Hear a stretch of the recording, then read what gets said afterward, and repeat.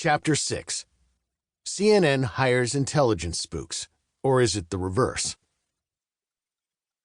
Many of today's CNN viewers know Carl Bernstein as the older political analyst who often appeared on various shows during the Trump administration to promote the Russia collusion narrative as worse than Watergate, or declare that Trump is a war criminal.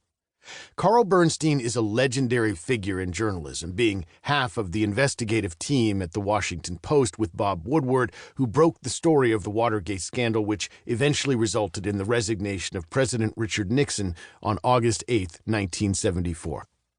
However, in the Trump era, Bernstein became something of a joke, claiming that the Russia collusion story, President Trump's call with Ukrainian President Volodymyr Zelensky, Trump's response to the COVID-19 crisis, and Trump's phone call with the Georgia Secretary of State in the wake of the disputed 2020 election were all worse than Watergate, or had echoes of Watergate.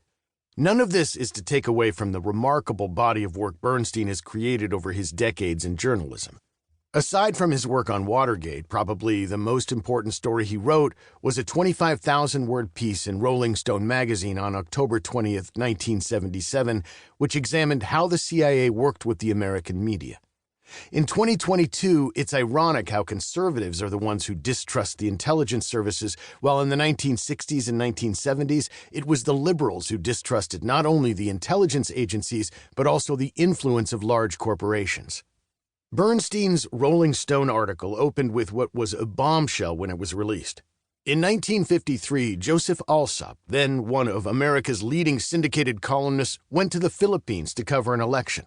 He did not go because he was asked to do so by his syndicate. He did not go because he was asked to do so by the newspapers that printed his column. He went at the request of the CIA.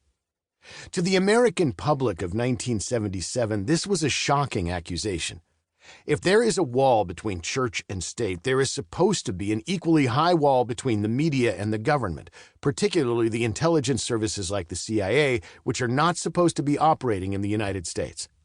It's difficult to think of anything less democratic than an intelligence agency guiding news coverage. One begins to suspect that the common claim by America's adversaries during